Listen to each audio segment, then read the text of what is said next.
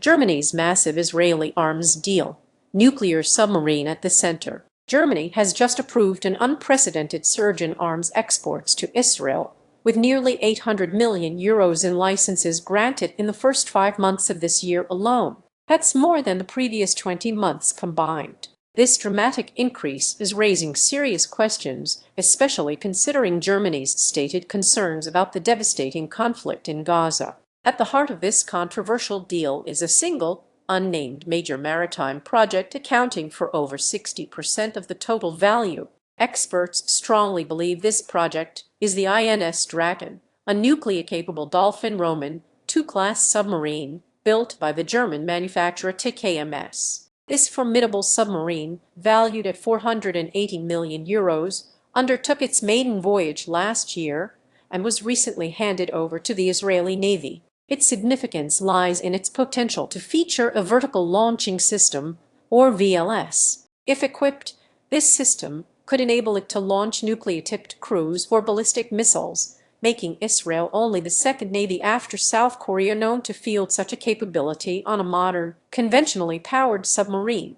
During its sea trials, the submarine's tower was intentionally covered, a move that only fueled speculation about its advanced weapon configuration and its role in providing a crucial sea-based second strike capability. This boost in exports comes despite Germany's public insistence that it is concerned about the devastation Israel's military has caused in Gaza. The German Foreign Office and Ministry of Economic Affairs, both involved in arms export approvals, have declined to comment on the matter. Max Muchler, a senior researcher at the Bonn International Center for Conflict Studies, points to this as typical of the lack of transparency often seen around arms exports. Germany's policy on arms sales to Israel has been far from consistent. Last year, there were conflicting reports about the Drakon's export license, with the German government initially denying approval for a deal that dates back to 2012. This hesitation likely stemmed from legal concerns surrounding proceedings against Germany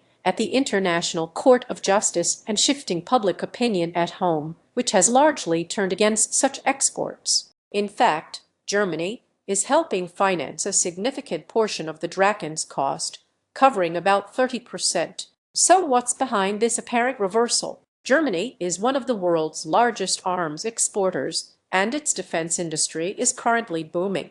In the first 6 months of this year, total arms export licenses soared to nearly €14 billion, more than 4 times the amount from the same period last year. Max Muchler explains that for most federal governments, arms exports are primarily viewed from an economic perspective, seen as a way to strengthen the defense industry. The potential for these arms to be used in conflict or even contribute to war crimes, he notes, seems to play a significantly smaller role in the decision-making process. Pieter D. Weseman, a senior researcher at the Stockholm International Peace Research Institute, highlights a broader trend, a dramatic increase in global demand for arms, particularly in Europe. As Germany prepares to significantly increase its military spending, its arms industry is becoming an even more central component of the European military-industrial base. However, critics are vocal.